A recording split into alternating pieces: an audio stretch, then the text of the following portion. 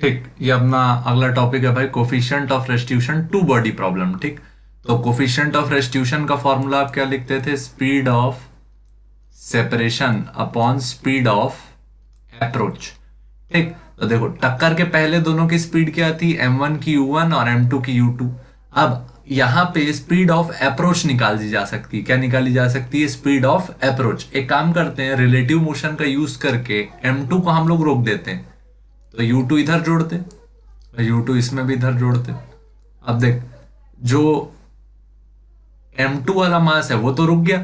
ठीक, और जो m1 है उसकी स्पीड कितनी बची? u1 minus u2।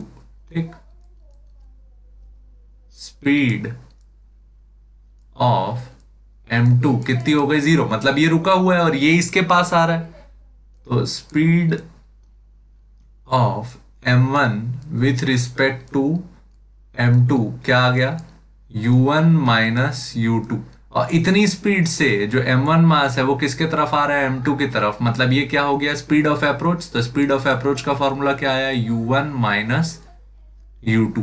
क्या आया? u1 minus u2। ठीक, और जहां पे अब देखो, यहां पे टक्कर के बाद दोनों की स्पीड v1 v2 हो गई, तो अब ये अलग अलग हो रहे हैं। तो इस बार अलग करने के लिए m1 को रोक देते हैं। किसको रोक देते हैं? m1 को। तो कितना वेलोसिटी ऐड किए? v1। तो अब देखिए रुक गया। तो speed of m1 with respect to m1 क्या हो गया? 0। और इसमें अगर लिखते speed of m2 with respect to m1, तो इसमें भी इसकी वेलोसिटी उल्टा करके जोड़ते, तो इसका वेलोसिटी क्या आता?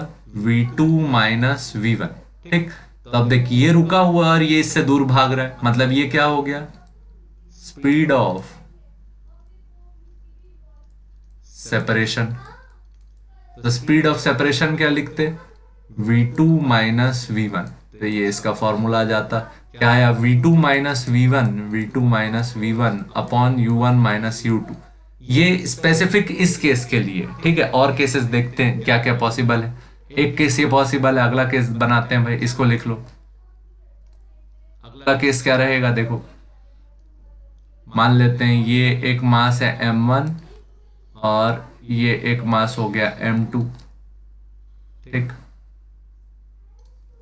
इसकी स्पीड कितनी थी? u1, इसकी स्पीड कितनी थी? u2।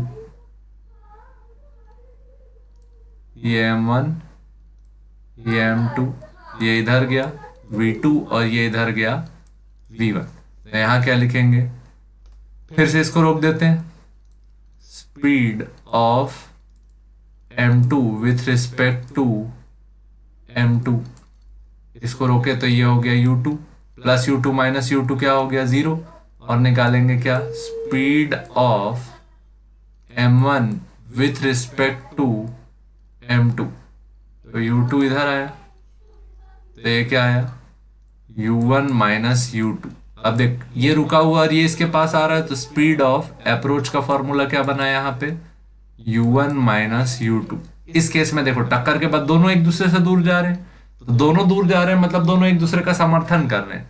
किसी भी एक को रोक दो, इसको रोक दो, ये हो गया v1। तो यहाँ क्या लिखेंगे? Speed of m1 with respect to m1 कितना हो गया? 0, ये रुक गया। और क्या लिखते हैं? Speed of m2 with respect to m1, v1 इधर आता, तो देखिए दोनों सेम डायरेक्शन में मिल रहे हैं, तो इसका वैल्यू क्या हो जाएगा? Add v1 plus v2। और ये रुक गया है, ये रुक गया है, तो इसका v कितना है? 0, और ये इससे दूर भाग रहा है, मतलब ये जो वैल्यू है यही क्या है? Speed of separation. क्या है? Speed of separation. इसका वैल्यू क्या आया? v1 plus v2। ठीक, अपन कोफिशिएंट ऑफ रेस्टिट्यूशन का फॉर्मूला क्या लिखे थे? Speed of separation divided by speed of approach. Speed of separation क्या हो गया? v1 प्लस v2, और स्पीड ऑफ अप्रोच क्या हो गया? u1 minus u2। तो कुछ इस तरीके से अपन लोग वैल्यू निकालते हैं किसकी? कोफिशिएंट ऑफ रेस्टिट्यूशन की। पहले अपन लोग किसी एक को रोकेंगे और देखेंगे कि बाकी जो दूसरा ऑब्जेक्ट है वो उसके तरफ कितने स्पीड से पास आ रहा है। ठीक, उसके बाद किसी भी एक को रोक देना और देखना कि दूसरा ऑब्जेक्ट उसके रिस्पेक्ट में कितने स्पीड से दूर जा रहा है। जितने स्पीड से दूर जा रहा है रिलेटिव में उसको क्या बोलेंगे? Speed of separation. और एक को रोकने से जितना दूसरा दूसरा वाला बॉडी जितने स्पीड से उसके पास आ रहा है उसको क्या बोलेंगे, स्पीड ऑफ अप्रोच। दोनों के रेशियो को हम लोग क्या बोलते हैं, E. Speed of separation upon speed of approach equal to E. ठीक। अच्छा, इससे रिलेटेड जो क्वेश्चंस रहेंगे वो लिंक्ड रहेंगे। ठीक है।